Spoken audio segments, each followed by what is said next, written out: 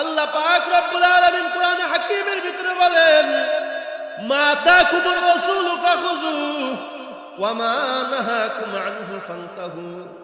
আল্লাহ পাক রব্বুল আলামিন বলেন, আমার নবী যে আদেশ করছেন তা করো, নবী যা থেকে বিরত থাকতে বলছেন তা থেকে বিরত থাকো।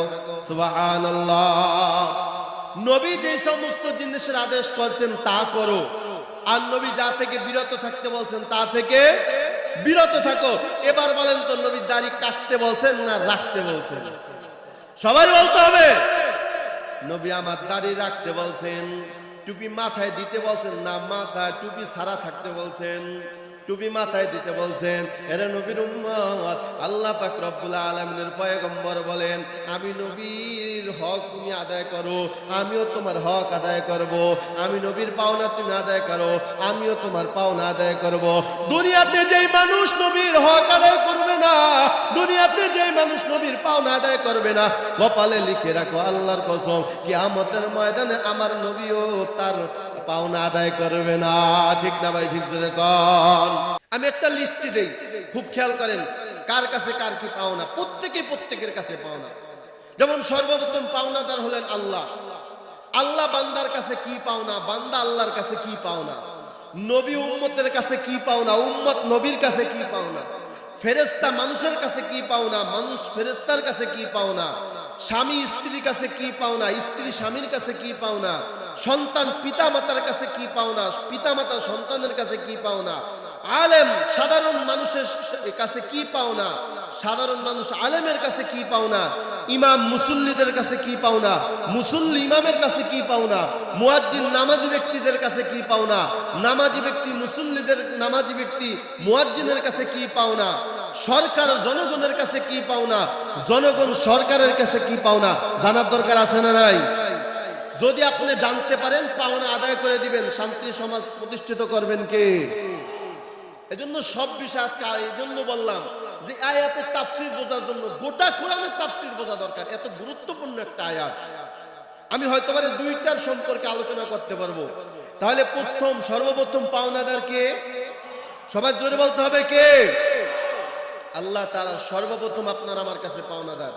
তো এখন একটু বোঝার চেষ্টা করি আল্লাহ আমাদের কাছে কি পাবে আর আমরা আল্লাহর কাছে কি পাবো। শুনতে রাজি আছি? এক নাম্বার, আল্লাহ তাআলা বলেন, বান্দা আমি তোমার কাছে দুইটা জিনিস পাও না। কয়টা? কয়টা? দুইটা। আল্লাহ আমাদের কাছে কয়টা জিনিস পান? দুইটা। আর আমরাও আল্লাহর কাছে দুইটা জিনিস পাই। সুবহানাল্লাহ। বান্দা যদি আল্লাহর পাওনা আদায় করে, আল্লাহও বান্দার পাওনা আদায় করে দিবে। সুবহানাল্লাহ। এক নাম্বার, আল্লাহ বলেন, হে বান্দা আমি তোমার কাছে দুইটা জিনিস পাও না। এক নাম্বার হলো আমি আল্লাহর, একমাত্র আমি আল্লাহরই ইবাদত করব। সুবহানাল্লাহ বলবেন না? এক নম্বরে পাওনাদার কে? এক নম্বরে কি পাওনা? ইবাদত করা। কার ইবাদত? কার ইবাদত? আল্লাহর ইবাদত। খুব মনোযোগ সহকারে আমার আলোচনাগুলো বুঝবেন। এক নম্বরে পাওনাদার হলেন আল্লাহ, আর এক নম্বরে পান হলো ইবাদত। দুই নম্বর আল্লাহ তাআলার পাওনা হলো বান্দা শিরিক করা যাবে না। কি করা যাবে না? ইবাদতের মধ্যে কি করা যাবে না? শিরিক করা যাবে না। আর আমরা আল্লাহর কাছে কি পাই? এক নাম্বার, আমরা আল্লাহর কাছে যে জিনিস পাও না সেটা হলো আল্লাহর দয়া মায়া ভালোবাসা। সুবহানাল্লাহ। আরো জোরে বলি সুবহানাল্লাহ। এক নম্বরে আমরা আল্লাহর কাছে কি পাবো? আল্লাহর দয়া মায়া ভালোবাসা। দুই নম্বর শান্তির ঠিকানা জান্নাত। সুবহানাল্লাহ। এজন্য আমি আগেই বললাম, আল্লাহর পাওনা আপনি আদায় করেন, আল্লাহ আপনার পাওনা আদায় করবে। আপনি আল্লাহর পাওনা যতক্ষণ পর্যন্ত আদায় করতে না পারবেন, আল্লাহ আপনার পাওনা আদায় করবে না। তাহলে আল্লাহর পাওনা হলো ইবাদত করা। কিভাবে ইবাদত করবে? এই আয়াতের ব্যাখ্যায় কিতাবের ভিতরে হাদিস আনছেন, আল্লাহর হাবিব সাল্লাল্লাহু আলাইহি ওয়া আলিহি ওয়াসাল্লাম মসজিদে নববীর ভিতরে বসা। হঠাৎ এক আল্লাহর বান্দি মসজিদে নববীর সামনে আসলেন। আয়েশা আল্লাহর হাবিব সাল্লাল্লাহু আলাইহি ওয়াসাল্লামকে প্রশ্ন করলেন। আল্লাহ পাক রব্বুল আলামিনের পয়গম্বরকে ডাক দিলেন, ইয়া রাসূলুল্লাহ, ইয়া হাবিবাল্লাহ, ওগো আল্লাহর নবী, আপনার কাছে আমি একটা জিনিস জানতে চাই। ইয়া নবী আল্লাহ, ইয়া রাসূলুল্লাহ, নবী গো, আমি আপনার কাছে একটা জিনিস জানতে চাই, সেটা হলো আপনি বলেন দুনিয়াতে পিতা মাতা সন্তানকে যেই পরিমাণ মোহাব্বত করে ভালোবাসে, পিতা মাতা সন্তানকে যেই পরিমাণ মোহাব্বত করে ভালোবাসে, আল্লাহ তার বান্দাকে কি পরিমাণ ভালোবাসেন? নবীকে যখন প্রশ্ন করলেন, আল্লাহর হাবিব ডাক দেয়া কয়, রে আল্লাহর বান্দে শোনো, আল্লাহ তাআলা বলেন তার সন্তান, পিতা মাতা সন্তানকে যেই পরিমাণ মোহাব্বত করে আর ভালোবাসে, তার থেকে 1 গুণ আর 2 গুণ না, বরং হাজার হাজার বেশি গুণ আল্লাহ তার বান্দাকে ভালোবাসে। এবার ওই মহিলা আবার ডাক দেয়, ইয়া রাসূলুল্লাহ, ইয়া হাবিবাল্লাহ, আপনার কথা যদি সত্য হয়, আপনি বলছেন মা বাবা চাইতে নাকি আল্লাহ বেশি ভালোবাসে। কয় কেমন বেশি ভালোবাসে? আল্লাহর ভালোবাসা হলো 100 ভাগ। কত ভাগ? সবাই জোরে বলেন, কত ভাগ? 100 ভাগ আল্লাহর ভালোবাসা। 1 ভাগ সারা পৃথিবীর মানুষ আল্লাহ তাআলা বন্টন করে দিয়েছেন। 1 ভাগ ভালোবাসা সারা পৃথিবীর আল্লাহ তাআলা বন্টন করে দিয়েছেন। দুনিয়াতে এখন যারা আছে তাদেরকে না, বরং যারা চলে গেছে তাদেরকেও দেওয়া হয়েছে। এখন যারা আছে তাদেরকেও দেওয়া হয়েছে। সামনে যারা আসবে তাদেরকেও 1 ভাগ ভালোবাসা দেওয়া হবে। সুবহানাল্লাহ। তাহলে 99 ভাগ ভালোবাসা কার কাছে আছে? জোরে বলেন। এই ভালোবাসার ভিতরে মহিলাদেরকে আল্লাহ তাআলা একটু ভালোবাসা বেশি দিয়েছেন। এই কারণে সন্তান যখন বিদেশে থাইকা যখন বিপদে পড়ে, পৃথিবীর সবাই খবর পাওয়ার আগে আগে খবর পায় কে? আর বলেন কে? দুনিয়ার কেউ আগে খবর পায় না। সন্তান যদি বিদেশে গিয়া বিপদে পড়ে, সবার প্রথম খবর পায় হলো মা। কারণ কি আল্লাহ তাআলা মহিলাদেরকে একটু ভালোবাসা বেশি দিয়েছেন। সবাই বলে সুবহানাল্লাহ। এবার নবী ডাক শোনো, আল্লাহ তাআলার কাছে 99 ভাগ ভালোবাসা, 1 ভাগ সারা পৃথিবীর আল্লাহ তাআলা দান করে দিয়েছেন। 99 ভাগ ভালোবাসা তার কাছে আছে। তার মানে আল্লাহর কাছে ভালোবাসা বেশি না কম? আর জোরে বলেন, বেশি না কম? এবার আল্লাহর বান্দা আবার ডাক দেয়, ইয়া নবী আল্লাহ, ইয়া রাসূলুল্লাহ, নবী গো, আপনি আমারে তাহলে এবার বলেন, আমি আপনার আরেকটা প্রশ্ন করি। নবী, আপনি আমার একটু বলবেন, কোন মা জ্ঞান শূন্য, জ্ঞান থাকা অবস্থায়, সুস্থ মস্তিষ্কের অবস্থা থাকা অবস্থায়, যাইনা শুইনা বুঝা তার সুসন্তানকে, তার বাধ্যগত সন্তানকে কি কখনো জাহান্নামে ফালাইতে পারে, আগুনে ফালাইতে পারে? ও নবী আমার, আপনি বলবেন, মা কি যাইনা শুইনা বুঝা তার সন্তানকে কোনোদিন আগুনে ফালাইতে পারে, কোনোদিন বিপদে ফালাইতে পারে? নবী আমার ডাক দেখায়, না না, কখনোই সম্ভব না। কারণ কি? কয় কারণ হলো পিতা মাতা সন্তানকে বেশি মোহাব্বত করে। আল্লাহ পাক রব্বুল আলামিন বলেন এত পরিমাণে মোহাব্বত করে সন্তানকে, পিতা মাতা এত পরিমাণে মোহাব্বত করে, এই কারণে সন্তানকে আগুনে ফালাইতে পারে না, বিপদে ফালাইতে পারে না। ও নবী, আমি আপনার কাছে জানতে চাই, আল্লাহ তাআলা তো সামান্য ভালোবাসা মা এবং বাবারে দিছে। ওই সামান্য ভালোবাসা পাইয়া মা বাবা যদি সন্তানকে আগুনে ফালাইতে না পারে, সন্তানকে যদি বিপদের ভিতরে ফালাইতে না পারে, নবী আমি জানতে চাই যে আল্লাহর কাছে 99 ভাগ ভালোবাসা, ওই আল্লাহ কেমনে তার বান্দাকে জাহান্নামের ভিতরে ফালাবে? কথা ঠিক না ভাই? ঠিক জোরে কোন। কঠিন প্রশ্ন। মা বাবার আল্লাহ তাআলা ভালোবাসা দিয়েছেন অল্প, যেই ভালোবাসা পাওয়ার কারণে মা বাপ সন্তানরে বিপদে ফালাইতে পারে না। ঠিক না ভাই? ঠিক।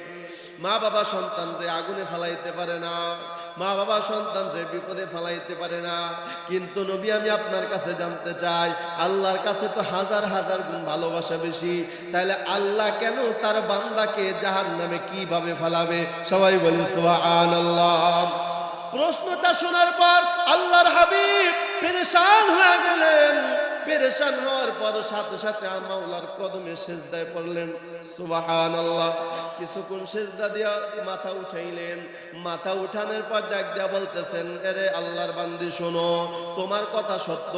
কেউ যদি তার বাধ্যগত সন্তান হয়, বাধ্যগত সন্তানের বিপদ আপদ দেখলে মা যেমন সহ্য করতে পারে না, ঠিক থাকতে পারে না, পিতা মাতা সন্তানের বিপদ দেখলে যেমন ঠিক থাকতে পারে না, পিতা মাতা যাই না শুই না কখন তার সুসন্তান বাধ্যগত সন্তানকে বিপদে ফালায় না, তাহলে তোমার আমি কসম খেয়ে বলি আর আল্লাহর বান্দি শোনো, আল্লাহ তাআলাও বলেছেন যেই বান্দা আল্লাহ তাআলার বাধ্যগত সন্তান বাধ্যগত বান্দা হবে, যেই বান্দা আল্লাহ তাআলার বাধ্যগত বান্দা হবে, যেই বান্দা আল্লাহ তাআলার সুবান্দা হবে, আল্লাহ তাআলা কখনোই ওই বান্দাকে জাহান্নামে ফালাবে না। চিৎকার মেরে কন্যা সুবহানাল্লাহ। খুব কঠিন। মহিলা ডাক দেয়া কইতেছেন, কি বললেন যে মা বাবা কখনো সুসন্তানকে কষ্ট ফালাবে? কথা বলেন কেন? বিপদে ফালাবে, আগুনে ফালাবে? তাহলে মা বাবা যদি সামান্য ভালোবাসা পায়, যদি তার সুসন্তান বাধ্যগত সন্তানকে আগুনের ভিতরে ফালাইতে না পারে, বিপদে ফালাইতে না পারে, যে আল্লাহর কাছে 99 ভাগ ভালোবাসা, ওই আল্লাহ যাই না শুই না বুঝা কখনো তার বাধ্যগত বান্দাকে জাহান্নামে ফালাবে? জোরে বলেন ফালাবে? তাহলে পরিষ্কার হয়ে গেল যে আল্লাহ তাআলার বাধ্যগত বান্দা হবে তাকে আল্লাহ কখনো জাহান্নামে ফালাবে না। যে আল্লাহ তাআলার বাধ্যগত বান্দা হবে তাকে আল্লাহ তাআলা কখনো কোনো বিপদে ফালাবে না। যে আল্লাহ তাআলার বাধ্যগত বান্দা হবে ওই বান্দাকে আল্লাহ তাআলা কখনো মুসিবতে ফালাবে না। ঠিক না ভাই? ঠিক জোরে কর। আর যদি অবৈধ সন্তান হয়, মা বাবার কোনো ভালোবাসা থাকে না, তার জ্বলন্ত প্রমাণ হলো যে সমস্ত মহিলাদের বিবাহের আগে বাচ্চা হয়, এটা হালাল জাদা না হারাম জাদা? সবাই বলতে হবে ভাই। বিবাহের আগে যে মেয়ে বাচ্চা জন্ম দেয় ওটা কোনোদিন হালাল জাদা হয় না, বরং হারাম জাদা। ওই হারাম জাদার প্রতি মার কোনো ভালোবাসা থাকে না। এই কারণে আমার সোনার বাংলায় অগণিত অসংখ্য ঘটনা পাওয়া যায়। ডাস্টবিনে কোলে শিশু পাওয়া যায়। ঠিক না ভাই? ঠিক জোরে কন। ডাস্টবিনে কোলে শিশু পাওয়া যায়, আপনার রাস্তাঘাটে কোলে শিশু পাওয়া যায়। কারণ অবৈধ সন্তানের প্রতি কখনো মা বাবার ভালোবাসা থাকতে পারে না। ঠিক না ভাই? ঠিক জোরে কন। আল্লাহ তাআলা বলেন, বান্দা যে আমার অবৈধ বান্দা হবে তার প্রতি আমার ভালোবাসা থাকবে না। আর যে আমি আল্লাহর বাধ্যগত বান্দা হবে, আমি আল্লাহ কখনো আমার বান্দাকে বিপদে ফালাবো না। চিৎকার মেরে কন্যা সুবহানাল্লাহ। এ আমার বাজান, তাহলে নবী ডাক দিয়ে বললেন, কে আল্লাহর বান্দা? দুনিয়ার সমস্ত মানুষই আল্লাহর বান্দা। খ্রিস্টান আল্লাহর বান্দা, হিন্দু আল্লাহর বান্দা, বৌদ্ধ আল্লাহর বান্দা, নামদারি মুনাফিক মার্কা মুসলমানও কার বান্দা? সবাই জোরে বলেন। কিন্তু সবাই কিন্তু বাধ্যগত বান্দা না। ঠিক না ভাই? ঠিক জোরে কর। এজন্য আল্লাহর হাবিব বললেন, যদি বাধ্যগত বান্দা হও আল্লাহ তাআলা কখনো তোমাকে জাহান্নামে ফালাবে না। সুবহানাল্লাহ। কয় বান্দাকে? কয় ইবাদত করে যে। সবাই বলে সুবহানাল্লাহ। এই বলেন বান্দাকে ইবাদত করে যে, ইবাদত করে যে সেই হলো কি? এখন আপনি নামাজ পড়বেন না, আপনি রোজা রাখবেন না, আপনি মিথ্যা বলবেন, আপনি অন্যের হক নষ্ট করবেন, আপনি অন্যের ক্ষেত্রে আইল নষ্ট করবেন, মানুষের উপরে জুলুম করবেন, বলেন আপনি আল্লাহর বাধ্যগত বান্দা না অবাধ্যগত বান্দা? জোরে বলেন সবাই। তাহলে আমি পরিষ্কার করে দিলাম বাবা, যে আল্লাহ তাআলার অবাধ্যগত বান্দা হবে আল্লাহ তাআলা তাকে জাহান্নামে ফেলাবে, তাকে আল্লাহ তাআলা কষ্টে রাখবে, তাকে আল্লাহ তাআলা আযাব গজব দিবে। যে আল্লাহ তাআলার বাধ্যগত বান্দা হবে আল্লাহ তাআলা কখনোই তার বান্দাকে জাহান্নামে ফেলাবে না। চিৎকার মেরে কন্যা সুবহানাল্লাহ। দুনিয়ার সামান্য ভালোবাসা পেয়ে মা বাবা যদি সন্তানকে বিপদে দেখতে না পারে, আখিরে সন্তানকে বিপদে ফেলাইতে না পারে, যে আল্লাহর কাছে 99 ভাগ ভালোবাসা, ওই আল্লাহ তার বান্দাকে কখনো বিপদে ফেলাতে পারে না। ঠিক না ভাই? ঠিক জোরে কর। তাহলে পরিষ্কার একটা সবক নেন, আল্লাহ তাআলা আমাদের কাছে কয়টা জিনিস পাও না? জোরে বলেন কয়টা? এক নাম্বার হলো কার ইবাদত করা। আল্লাহর ইবাদত করা। বান্দা যদি আল্লাহর ইবাদত করো তাহলে তুমি আল্লাহ তাআলার বাধ্যগত বান্দা হবা। ও দুনিয়ার মুসলমান, কত মানুষ আইসা আমাদের কাছে কান্নাকারি করে, হুজুর ঘরের ভিতরে বিপদ আর বিপদ, আমি স্ত্রী সুস্থ হওয়ার আগে আগে আমার স্ত্রী অসুস্থ হয়ে যায়, আমার স্ত্রী সুস্থ হতে না হতে আবার আমার সন্তানগুলো অসুস্থ হয়ে যায়। হুজুর একটার পর একটা বিপদ লেগে আছে, কারণ কি তুমি আল্লাহ তাআলার বাধ্যগত বান্দা হতে পারো নাই। যদি বাধ্যগত বান্দা হও, সমস্ত বিপদের জন্য সাহায্য করবেন কে? এজন্য আল্লাহ তাআলা বলেন, বান্দা আমি আল্লাহর পাওনা আদায় করে দাও, এক নম্বর ইবাদত করবা। আমি আল্লাহর একমাত্র তোমার কাছে পাওনা এক নম্বর হলো ইবাদত করবা। জোরে কোন কার ইবাদত? আল্লাহ তাআলার ইবাদত করবা। আল্লাহ তাআলা বলেন বান্দা নামাজ পড়ো, বান্দা নামাজ পড়ে না। আল্লাহ তাআলা বলেন বান্দা মিথ্যা বলো না, বান্দা মিথ্যা বলে। আল্লাহ তাআলা বলেন সুদ ঘুষ খায়ও না, বান্দা পুরা দমে সুদ ঘুষ ভক্ষণ করতেছে। আল্লাহ তাআলা বলেন আমি আল্লাহর বান্দার নাম দিয়া তারপরে যদি আমি আল্লাহর হুকুম অমান্য করো, তুমি আমার বাধ্যগত বান্দা না, বরং অবাধ্যগত বান্দা।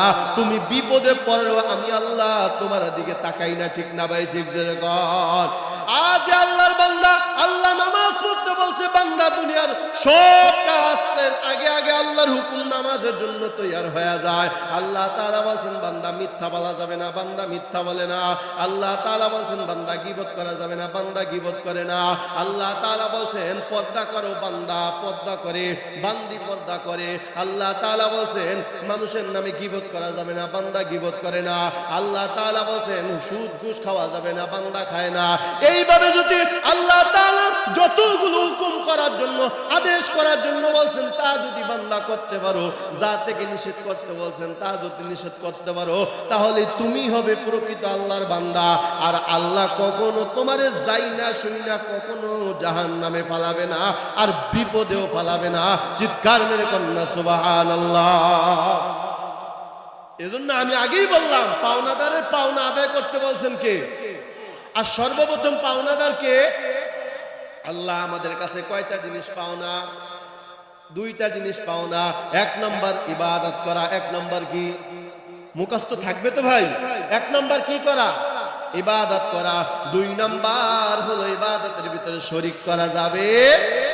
শিরকের বয়ান অনেক লম্বা, সংক্ষেপে বলি, যে কাজ করার ক্ষমতা একমাত্র আল্লাহ তাআলা রাখেন, ওই কাজের সমকক্ষ অন্য কাউকে করার নামই হলো শিরিক করা। ঠিক না ভাই? ঠিক জোরে কোন। গায়েবের মালিক কে? জোরে বলেন। এখন কেউ যদি আমার পীর বাবায় গায়েব জানে, আমার খাজা বাবায় গায়েব জানে, সাথে সাথে শিরিক হয়ে যাবে। কি হয়ে যাবে? জোরে কোন। সাথে সাথে শিরিক হয়ে যাবে। সন্তান দেওয়ার মালিক কে? নাকি কোনো পীর, কোনো খাজা বাবা? আমার নবীর কার তরিকা মতে? আমার নবীর তরিকা মতো বান্দা চলবা। নবী ডাক দেয়, কয় তোমরা নবীর এই হকটা আদায় করে দাও, আমি নবীর এই পাওনাটা আদায় করে দাও। কিয়ামতের ময়দানে, এখন তো আমি নবী দুনিয়াতে বেঁচে নাই, কিয়ামতের ময়দানে আমিও তোমার পাওনাটা আদায় করব। কয় কি?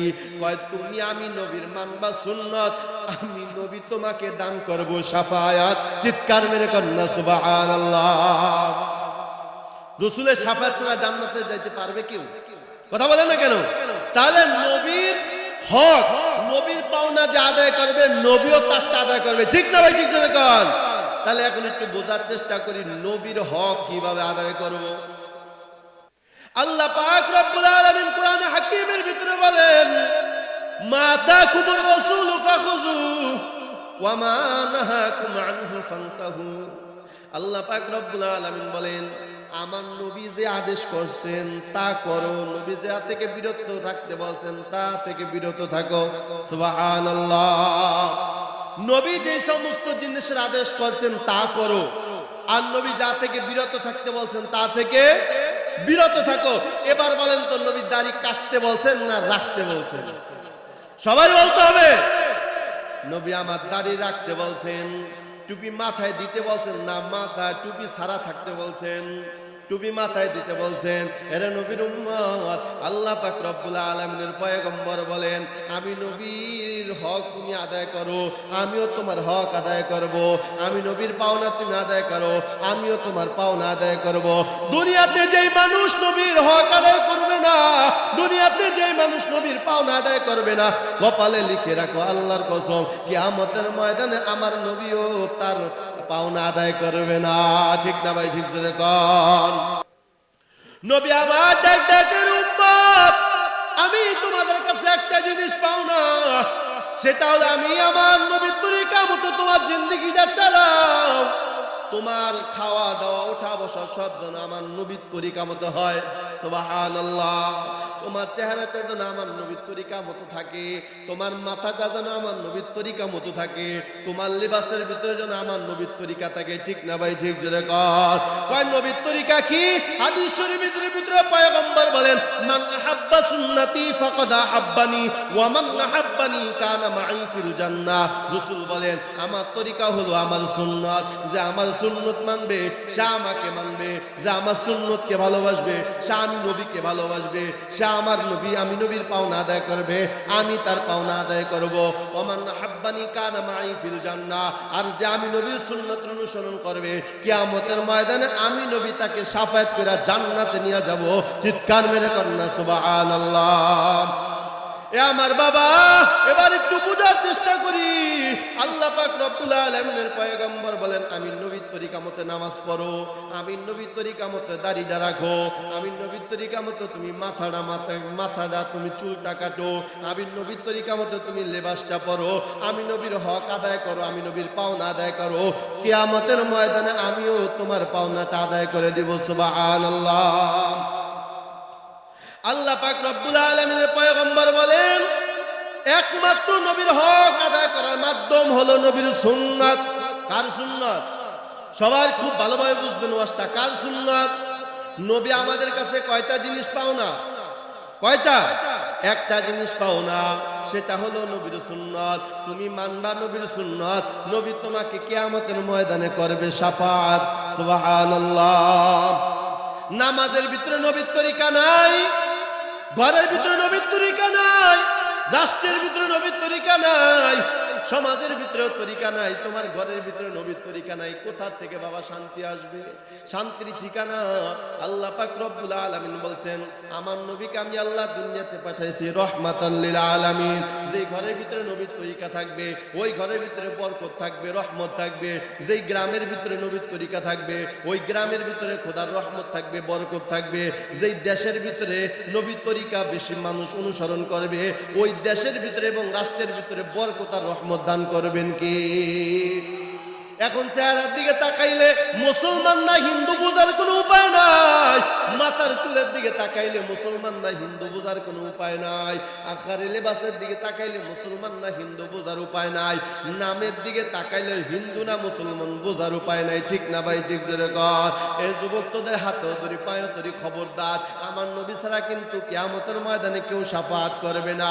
অতএব নবীর শাফায়াত যদি তোমরা পেতে চাও, নবীর সুন্নাত আঁকড়ে ধরো, নবীর সুন্নতকে মুহাব্বত করো, নবীর সুন্নতকে যদি ভালোবাসো, কিয়ামতের ময়দানে আমার নবী তোমাকে হাত ধরে তারপরে জান্নাতে নিয়ে যাবে। চিৎকার মেরে কন্যা সুবহানাল্লাহ। জিকির করি লা ইলাহা, জোরে লা ইলাহা।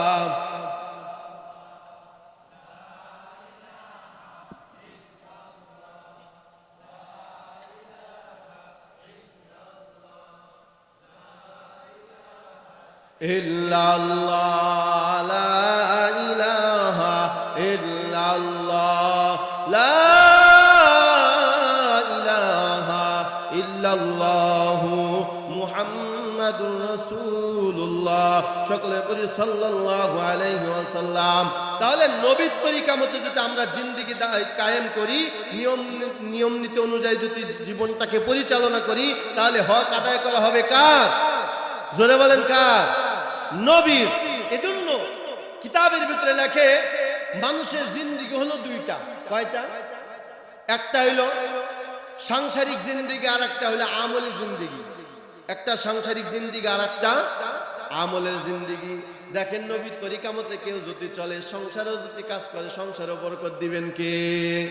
আবার আমলের ভিতরে যদি নবীর তরিকা চলে, বরকত দিবেন কে?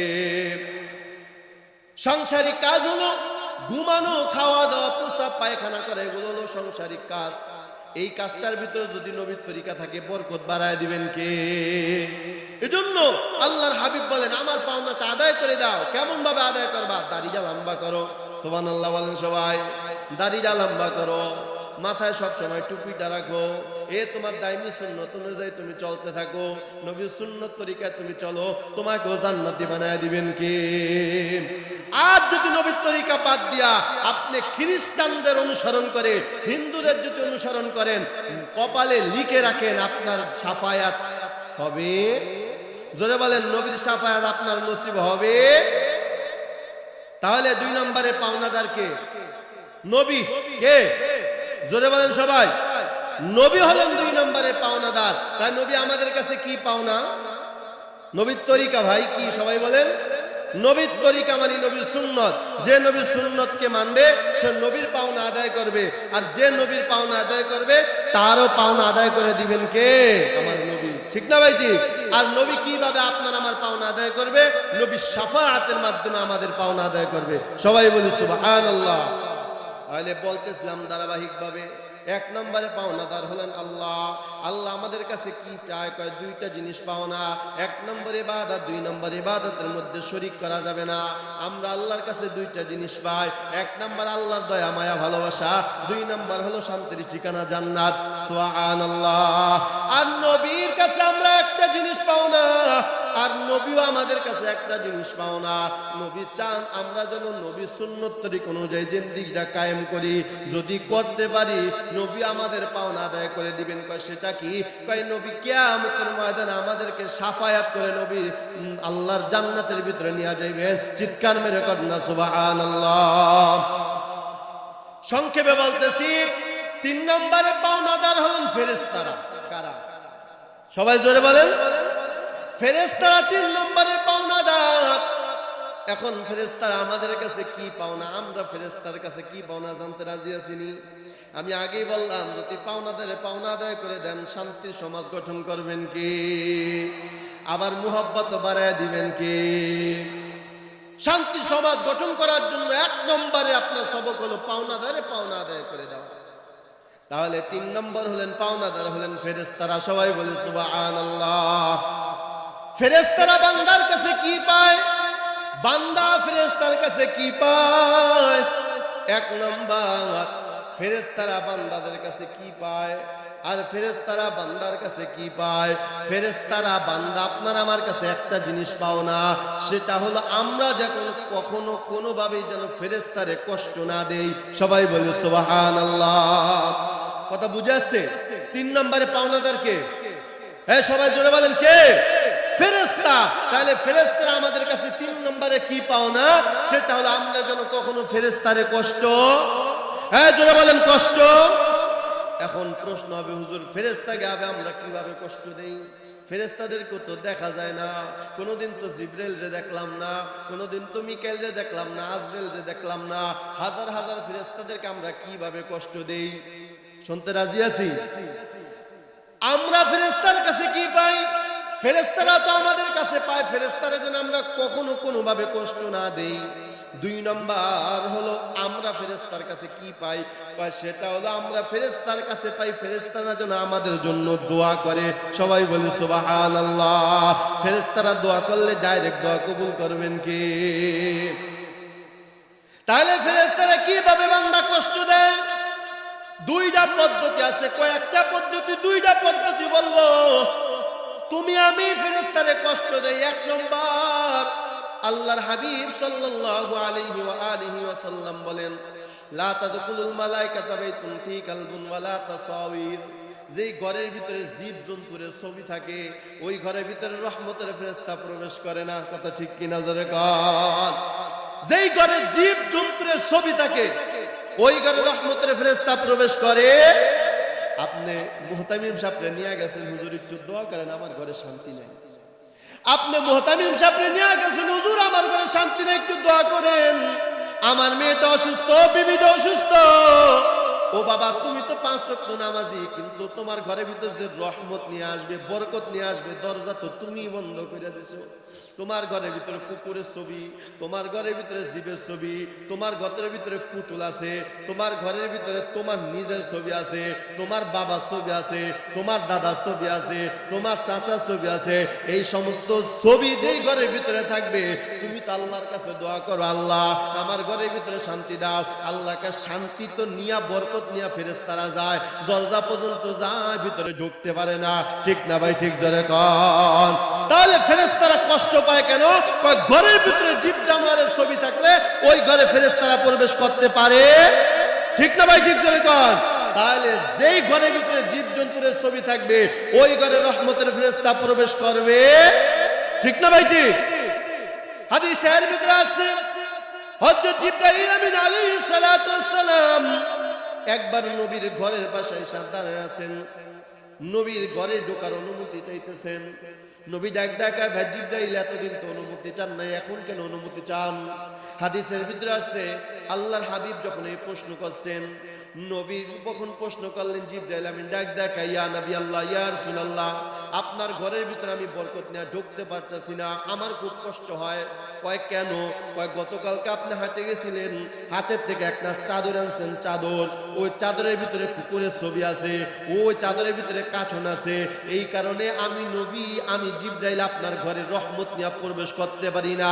এরা নবীর উম্মতের দল, যে নবীর ঘরে যদি একটা ছবির কারণে ফেরেশতারা যদি আপনার রহমত নিয়ে ঘরে প্রবেশ করতে না পারে, তাহলে বিবেকবান মানুষ জবাব দাও, তোমার ঘরে কি পারবেনি? কথা বলে না কেন ভাই?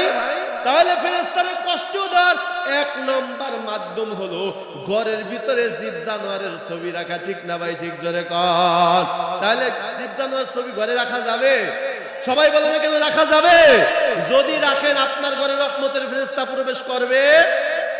এখন একজনে পণ্ডিতি করে কইব, হুজুর দরকার নেই আমার ঘরে রহমতের ফেরেশতা প্রবেশ করার।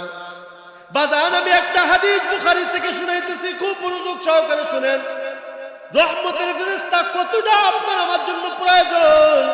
যেই ঘরের ভিতরে রহমতের ফেরেশতারা নাই, ওই ঘরের ভিতরে কোনো শান্তি নাই। আপনি মুমূর্ষ অবস্থায়, হাদিসের ভিতরে আছে একটা মানুষ যখন মৃত্যুর শয্যায় পড়ে যায়, একেবারে তার মুমূর্ষ অবস্থা, জান বের হবে অবস্থা, এমন সময় এই আল্লাহর বান্দা ঠিক মতো নামাজও পড়ে নাই, আল্লাহর হক আদায় করে নাই, নবীর হক আদায় করে নাই, পাওনা আদায় করে নাই, ফেরেশতার তো পাওনা আদায় করে নাই, ঘরেই ঢুকতে পারতেছে না ফেরেশতা। এমন সময় তোমার পাশে শয়তান তোমার মার রূপ ধারণ করবে, তোমার বাবার রূপ ধারণ করবে।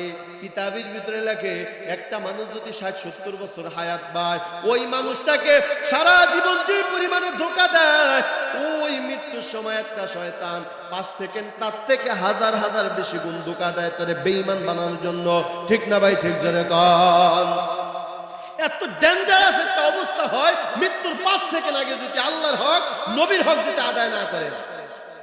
মুহতারাম হাজিরিন, ওই আপনার মুমূর্ষ অবস্থায় আপনার আগে যেই মা মারা গেছে, যেই বাবা মারা গেছে, ওই মা বাবা সুরত ধারণ করে শয়তান, ধারণ করে এসে কি বলে, কয় বাবা মোল্লাগো কথা বিশ্বাস কইরা কোনো লাভ নাই, আমি তো তোর বাবা, আমি তো তোর মা। শয়তান তোমার বাবার রূপ ধারণ করে, মায়ের রূপ ধারণ করে। শুধু তাই না, কিতাবের ভিতরে লেখে একটা মানুষের মৃত্যুর সময় যে বেনামাজি, সুদখোর, হারামখোর, নবীর তরিকা মতো চলে না, মা বাবার অবাধ্য সন্তান, ওই সন্তানের মৃত্যুর সময় এমন পানির পিপাসা লাগে, 7 সমুদ্র 13 নদী পান করাইলো বান্দার পিপাসা মিটে না। এমন সময় সন্তান মার রূপ ধারণ করে, বাবার রূপ ধারণ করে, ডাক দেখে, বাবা দুনিয়া সবাই তোর সাথে নেমুখারামি করতে পারে, গাদ্দারি করতে পারে, আমি মা তোর সাথে গাদ্দারি করতে পারি না, আমি মা তোর সাথে নেমুখারামি করতে পারি না। ও বাবা, এই যে তোর জন্য আমি পানি নিয়ে হাজির হয়ে গেছি। এবার সন্তান মনে মনে ভাবে, হায় হায়, আসলেই তো মার চেয়ে দরদি আর দুনিয়াতে কেউ নাই। ঠিক না ভাই? ঠিক জোরে কর।